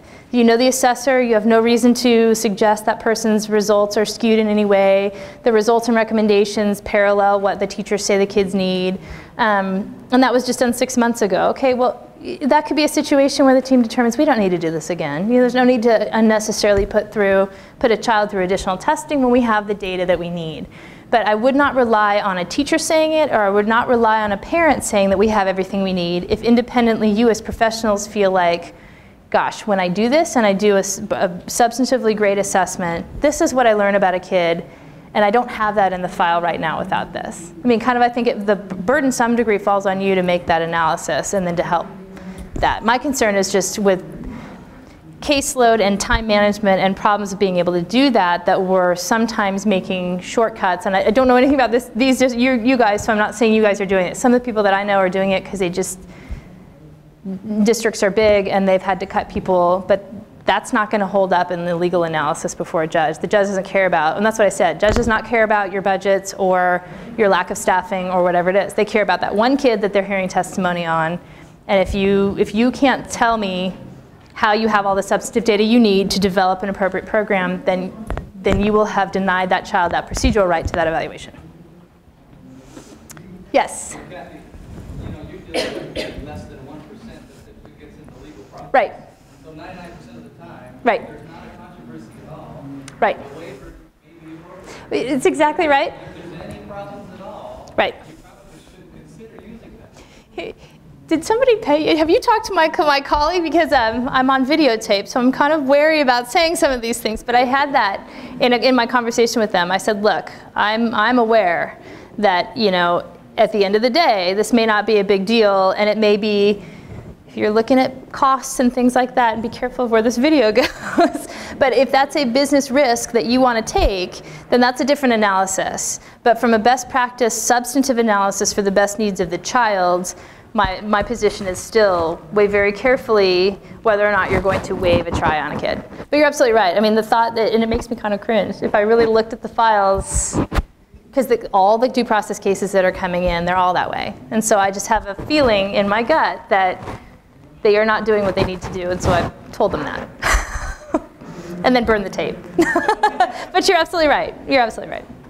Any other questions about IEEs? Really quickly, this agency criteria, which administration probably does too, though, is we have to provide them that information, which would get, some districts have a list of who they have already authorized. At the end of the day, this is one other point that some people like to argue about. We can give names that we have already approved or authorized to be the assessor, and we should if we've got those. But if a parent wants somebody else, they're entitled to whoever they want, so long as they meet our agency criteria. And some of the things that have been challenged are distance from where we are. We've kind of pushed the envelope in some cases and developed criteria that says you have to find an assessor within 50 miles of the district office radius or something like that. But at the end of the day, there is case law to support, even if that person is in Southern California, they have a right to that person. So it's just kind of this fluid thing. But so long as they meet your agency criteria, even if you want them to go somewhere else, the parent gets to choose ultimately who that is. Okay. Oh, just one other question. You can ask parents why they object to your evaluation, but you can't force them to tell you anything. So I always ask, and then they always say, I don't have to tell you, and then you move on. But so once in a while, I'm assuming maybe they'll say, well, I just don't like what you said here. I disagree with this eligibility or whatever. But even though you can ask, if they don't want to tell you anything, they just don't have to. Just a couple more, just in the interest of time, because I want to get through some of this other ones. These are cases that have kind of laid out for you just some summaries as to what the judge has found. What we're finding in assessment cases is the level of scrutiny. Parent attorneys are getting very adept at picking apart your assessments. So again, as another best practice is when you're doing an evaluation, make sure, and if a case is starting to get heated, make sure you go back and before we make absolutely conclusive statements about your results, make sure that you've scored it correctly, make sure it does come out the way you said it came out, because all of that will need to be, it will be pulled out in due process. And parent attorneys now are very adept at hiring other psychologists who will pick apart your evaluation, tell you everything you did wrong, and then we have to defend why that wasn't wrong, or that you should have done all these other evaluations or whatever that is. So, but one of the very first things that we're seeing most often now is going through the instructions and challenging your scoring on how you've done them. These next ones too, I think kind of to get to issues for administrators of eligibility, which unless if you're looking through these have specific questions, I'm going to skip through because I think they're pretty general and basic for this crowd. Just moving on to the IEP team and just some practical suggestions. Again, what OAH looks at. So what you should be thinking about when you're providing information to an IEP team. Does the program meet the student's unique needs? Does it provide, again, some educational benefit going back to the Raleigh standard? And does it comport with the IEP that's been developed? Again, these next couple slides are also just the actual ed code sections that outline what you need to be having in an IEP. And I would imagine that most of you aren't the ones taking notes at an IEP team meeting, but sometimes it's helpful. I always say it takes a village, or maybe you are, I don't know. But I always say it takes a village because half the time it's really hard to facilitate a meeting, to take the notes, and to make sure you're getting everything in it. And so what I do say is, look, don't rely on that one person who's been charged with all of those. Cool. Look over your colleague's paper and see if they've got the notes right, or be an active, engaged participant in the IEP process, because that helps us all to make sure that what we walk out of there with is a substantively defensible IEP. Again, let's see if any of these have any. You've probably seen all of these a gazillion times, so it's, again, just what you need to consider. At your leisure, you can read them again if you need a refresher. Obviously, you need to talk about assessment, lack of progress, needs, other relevant matter. And again, allowing parents the right to present their information. Just skimming through this to see if there's anything, as you're looking through these next slides, if there's anything that's jumping out at you that you think is something you really have concerns about, let me know. Tape recording, again, just really quickly, obviously parents are allowed to tape record IEP team meetings. Some of the things that I've heard recently, though, is parents are not allowed to tape other meetings. I'm finding more and more that parents are using smartphone capabilities, or they're using other tape recorders in their purses, and I get calls that say, there was this weird beeping and I swear to you they were tape recording me. If you're concerned about that, you have a right to say, hey, this is an informal meeting. I'm not giving my consent to be tape recorded at this point in time, and I expect that you're not tape recording me, because it's a problem. Maybe none of you have had that, but it just seems to be more and more on the radar now. Do they have to give you notice that they're going to tape record? So you have Yes, good point. They have a 24-hour notice requirement to let you know that they are going to tape record. Sometimes that notice is not given, and if it's not, you can say we're not going to allow tape recording because you didn't give us that notice.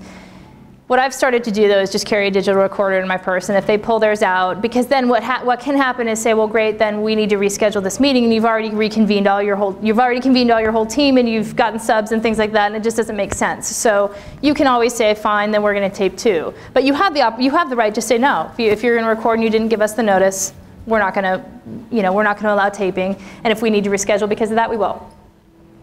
Again, this goes back to the IEP team questions that we were talking about again. Must include a regular ed classroom teacher, if the child is participating in a regular education classroom. So there were some questions at the break about that. Just some cautionary advice. If there's any consideration, if the child is for sure in a self-contained classroom and there is no thought that this child needs, and the parent agrees, no concept of having any sort of general ed component to it, then you're okay. But what I'm seeing sometimes more is that challenges are being made where they're saying, well, we wanted some regular ed component and we felt like that was appropriate. In those situations, technically, if they are not actually participating, you can get away with not having a teacher there. But if you're contemplating as an IEP team some sort of mainstreaming into those classes, bring the teacher in so you just get rid of that as a procedural concern at the outset. Again, we've talked about this in terms of who is required to be in writing, again, or who is required to be at the IEP meeting. Again, if we're going to say someone is not, then we have to agree in writing. And you can also create a written amendment to modify an IEP team after the annual meeting is completed. If we do this, I get nervous about this a little bit, just modifying an IEP document without an IEP team meeting. It's always best practice to convene a team, but I recognize that that's not practical all the time, and it certainly can be accomplished through this. If you're going to do this, though, I would put in some sort of prior written notice format the reasons why you're making those changes, the agreement, and any right to convene an IEP team meeting or to request a team meeting by a parent if they so wish, so that you don't come back with any allegations that you just started changing the IEP without full notice. One of the big things, and this isn't new news anymore, but one of the big changes in the law, in the federal law, was changing it from just present levels of performance to present levels of academic achievement and functional performance. And I think most districts have done a pretty good job of adding this functional component to the IEPs and really having that be addressed as, identifying the need in that area. Are there any concerns or practical problems in any of your districts with that piece? No, okay, good. Okay, I'm making sure. We've talked about a lot of these in terms of annual goals and objectives, what to do, what not to do. Sounds like you are not using benchmarks, so that's fine. Just making sure that the one thing that if you're not using benchmarks, to really kind of have some sort of way that you are gathering data and supporting the progress that the child has made. Because with the benchmarks, it kind of builds in that for you, where you've got a little bit of a timeline that you're kind of checking up on things. When you don't have that, you've got this really long period of time that sometimes progress gets lost. So just a recommendation to keep that kind of in mind and making sure that the kid is making adequate progress such that the trajectory will allow them to meet that goal or reasonably make progress toward that goal by the end of the annual period. Again, a lot of these are for people more who are developing the IEP, but something I think that we can do a better job at as IEP teams is creating a document that a teacher can pick up or anyone can pick up and read and understand and know how to implement. A lot of times, you'll have at least, well, for higher grade kids, you'll have a number of teachers who weren't at the meeting and they're expected to know what they're supposed to do. So sometimes it's often helpful through the process to use actual work samples, observations, evaluations, and that data so that it's very clear when you provide that in the child's file that the teacher actually knows what that means when they're interpreting the IEP. Okay. Educational benefit, how much progress do we have to show? Again, as I'm sure all of you know, we cannot guarantee any sort of educational outcome for a child. But through the process, what we are guaranteed is that the child has access to make that reasonable progress through the end of the year.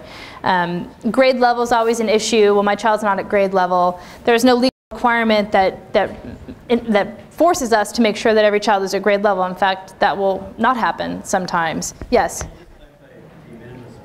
Yes. De minimis progress is a term of art that has now made its way in all of the case law, and it's what people are going to argue that, yes, they made progress, but it was de minimis. De minimis obviously means just very minimal, not that much. And so what we're going to look at, and so what it says here too, which again ties back to why I think triennials need to be done, you evaluate the child's progress based on their ability and need.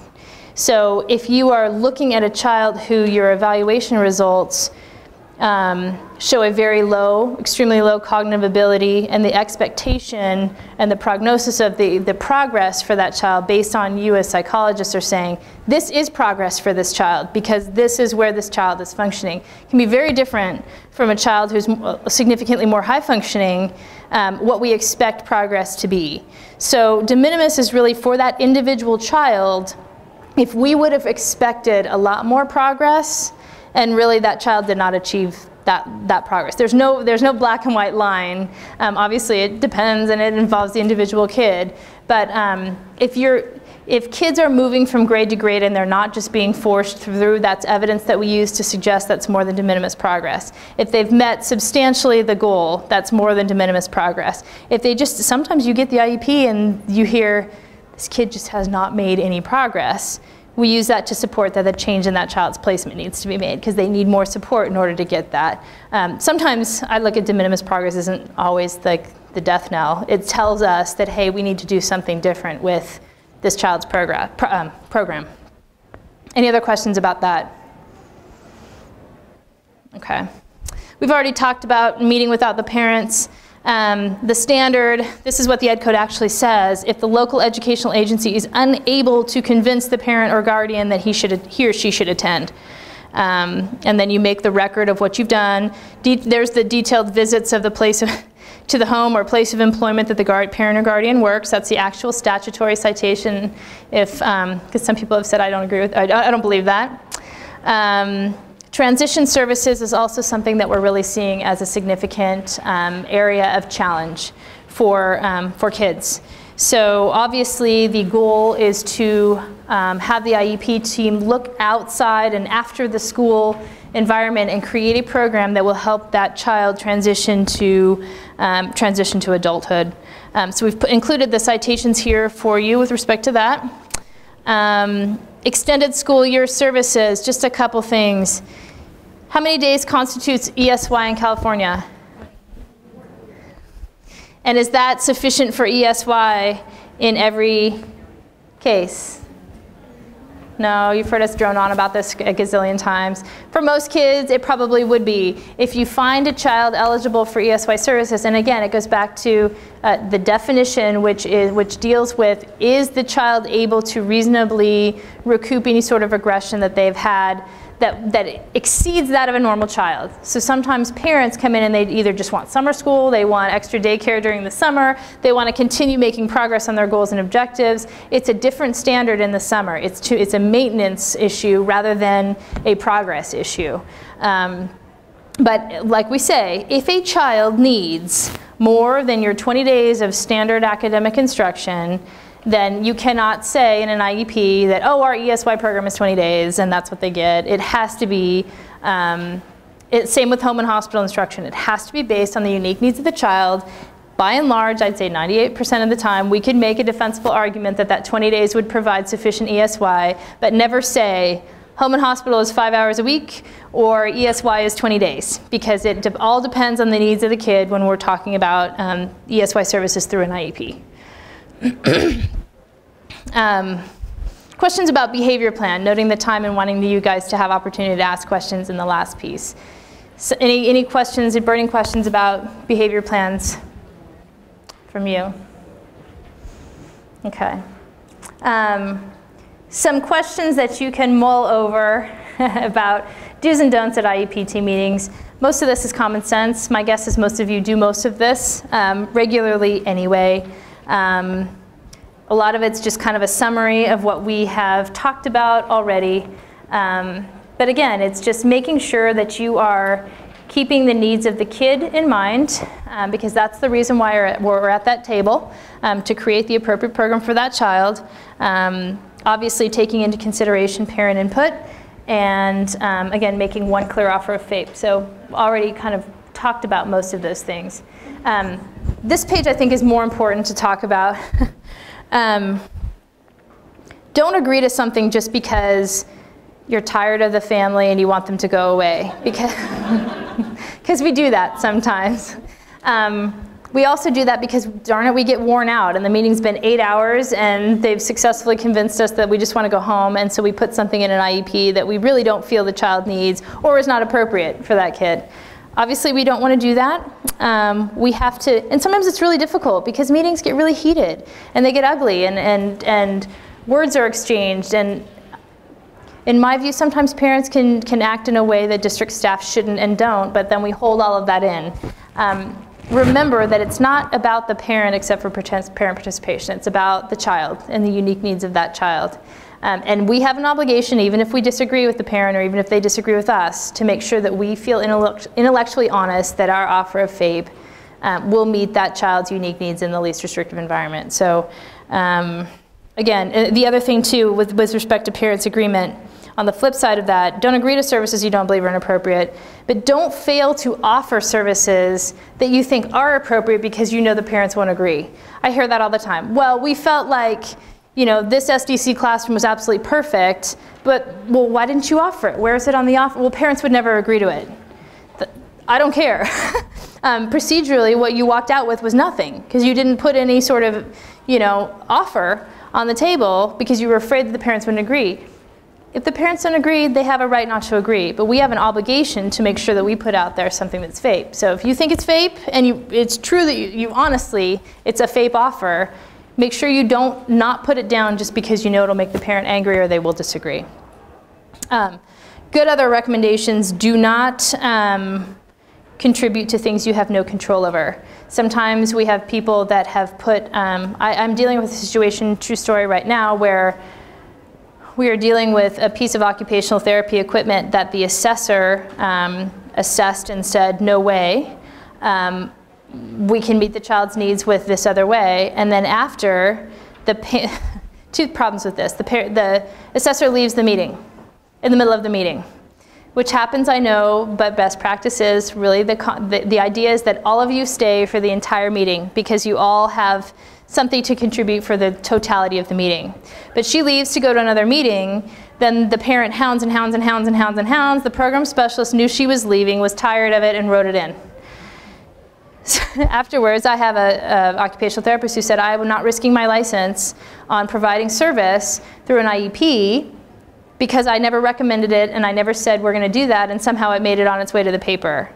But now I have a compliance issue because the IEP offered it and the parent accepted it. And the parent's position is, well, you had a person write that in who had the ability to offer services, and it was the program specialist, and so now we're stuck with this IEP.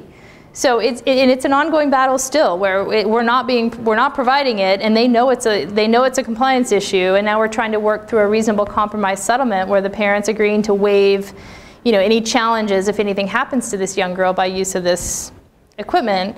But it was something that didn't need to happen because it never needed to be on that IEP in the first place, and arguably that program specialist should have never put that in there because that was outside the realm of what all the recommendations were. Yes. Here in the Desert Mountain SELPA, our program specialists don't work in that way. It would be the LEA making the okay. Okay, perfect. But I guess even taking it one step further, don't agree on something as a school psychologist. You should be sticking to kind of what your area of expertise is. There should not be a speech and language therapist making recommendations about OT issues and those types of things, because that gets us into trouble. Also, we shouldn't be putting specific names and teachers and things like that in IEPs because we can't necessarily control that or make sure it happens. But again, that's probably not what you're doing. But if you're in a meeting and you're starting to see something happen, pipe up. Just say, hey, I was in a training, I don't think we should be doing, should we ask something like that? I mean, just because you have a particular purpose at that meeting, it doesn't mean you can only, you're not stuck to correcting something if you see something going down a path that shouldn't be happening. Yes? Okay, so I have a parent that our offer of faith was the ED program, and they refused. They want to keep their child in gen ed, and the child is having like meltdowns on a daily basis, and we have IEPs on a weekly basis, and so we're to the point where, what do? We've done it. Okay, so the BSP, we got together to do the BSP, and we couldn't finish it because you have to do it right there with the parent, right? And it took so long that we couldn't finish it. There are a couple things. If you didn't hear, it was a issue where a child is currently in an ED program. No. I'm sorry, that's right. Currently in a general ed program, but the offer of FAPE was for an ED program, meeting on a regular basis. BSP is not finished because you can't get it through the parents, and what do we do? Okay. Having not seen the entirety of the file, so long as the recommendation and then the assessments support that, you have written out your offer. It's clearly written out. It's not like, oh, we know you won't agree to it, so it's not out there. You have a clearly written. Well, the child came from another school. Okay. And in there they only put OHI. Okay. But the notes say that he meets criteria for ED. Okay. The report says he meets criteria for ED. Okay. But their offer was gen ed. Okay. That was in June, so not. For probably under a least restrictive environment analysis that child can benefit from, even though the child's ED, they can benefit from this. Okay, going back to those other points we were talking about earlier, how is the child accessing the educational environment? What benefit academically is the child getting in that environment? What benefit socially is that child getting, or non-academically? The impact on other kids, and if you show all of that really this is a disaster and gen ed is not the least restrictive environment for him, then you need to proceed. And really you have two choices. You can file, if you've done all of it, some of the questions will be, well, will a behavior support plan change that behavior in that environment? Because if an appropriate behavior support plan would allow that child to effectively access the curriculum and not, you know, the other factors that you analyze, push it back to, yeah, that would be least restrictive environment, then that would obviously be a first step. If you cannot, if for some reason the parent is being so long-winded in a way that's precluding you from finishing that behavior support plan, and you've had a couple meetings that have included her participating in that, what I would do is I would work to complete it. I would write a really long prior written notice. We've met on these days. These were the concerns. You participated in this. You told us this. We need to finish this. We've gone back and finished kind of a draft of this. We would like your consent on this. If you have any questions about it, we can reconvene one last time to go over those last and final questions. But you can finish, in my view, in a draft format what you think it should look like based on the information. Bring her back. If she's not going to consent to it, and that placement using it, then you're down the line long enough that you file for mediation only and you have a judge hopefully help you mediate it, or you file for due process hearing and you ask for a judicial order that allows you to implement your IEP over parental consent. Because the longer you wait, you know, there is a period of time where you need to be working with parents and you need to make sure that they have an opportunity to participate. But at some point you don't want to go 2 years and have a child really be, all the data suggests that, you know, he didn't make progress and it was horrible and you didn't do anything. I mean, the judges are more aggressive. Yeah. So the PSP will likely be implemented. You know, not all the interventions honestly really are. Mm-hmm. And if they are and they're not working, then that's additional data support. That placement is not what he needs. Document, and then the last He step. has a one-on-one right now, just while we finish the FAA. Then it would be to take them. Yeah, unfortunately, I mean, districts just don't want to do that. But at the end of the day, it's sometimes you're damned if you do and you're damned if you don't. Because if you don't, then you go on this long place and then something happens and you get filed on and then they argue this placement was inappropriate, even though that's what they have been claiming the whole time. Then you'll get the argument, well, they didn't really know and it wasn't explained and your offer wasn't sufficient or your offer wasn't clear, you know, all of those things, and then you're there anyway. If you really feel like this is what a child needs and procedurally you've done what you need to do and substantively all of the things, you have people who are willing to testify that all of those things are in fact accurate, because once in a while you'll get a person and, well, that's not really it, and you got to make sure that all of those ducks are in a row, and if they are, your remedy is to file. One last thing on that note. So when you're noting in there, you know, your offer of faith and a parent is disagreeing, but you have these other things in process, like you want to finish the FAA, et cetera. Yes. You would just note that then, like, team agreed to reconvene Yes. to discuss these results. Yes. So you don't have to go head to head. But No. You can still say Well, offer, and they can still say they don't agree. yeah, and if you're in a place where you believe you can offer, you don't need anything additional to make your offer, make sure you make your offer. Parents are able to provide their limited consent to that IEP. So they can consent to goals and objectives, and they can consent to speech and language therapy, but maybe not the occupational therapy. And if they've provided that limited consent, you implement what they've consented. They don't have to agree to the whole darn thing. So if there's any point where they say, yeah, go ahead and implement this, or sometimes they say, I'll agree to implement it, but I don't agree it's FAPE. I hate that, but it happens now. But implement it, and then we can use that data to prove that that child was making progress with that, so long as that's honest. They're kind of mutually exclusive. Like your offer may be for him to be in a smaller, you know, ED classroom, but currently he's in gen ed with an aide. Well, an aide is a service. So I mean, can you still continue with the current services? You have to. You have to. You can't just drop a service if it has been agreed to and you no longer think that that's what they need. You can't just say, okay, we've made a new offer and so we're dropping the aid. The stay put placement will be the last agreed upon and implemented placement for those pieces that have not been consented to. So yeah, I mean, if the child would remain in general ed, if you've made the ED offer but they will not consent to that program, you continue to serve the child in the general ed classroom with the aid support and whatever other services the parent has consented to. If they haven't consented to anything, it's the last agreed upon and implemented placement until you get resolution either informally or formally. Okay.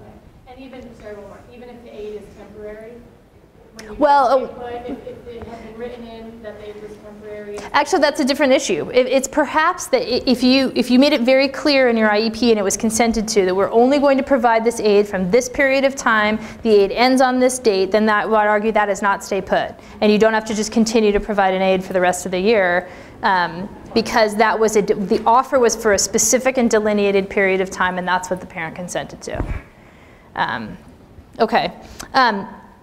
in terms of allowing time, you can obviously, and we've kind of gone through most of these slides. It's 3:40, so I wanted to honor the 3:30 cutoff time with 10 minutes late. And then I think the last half hour was reserved to have you ask any questions. If you have any additional ones, or if there's anything else in the later parts of these slides that you would like me to talk about, or I'm happy to stay until 4 to talk about any other questions you may personally have, I'm willing to do so.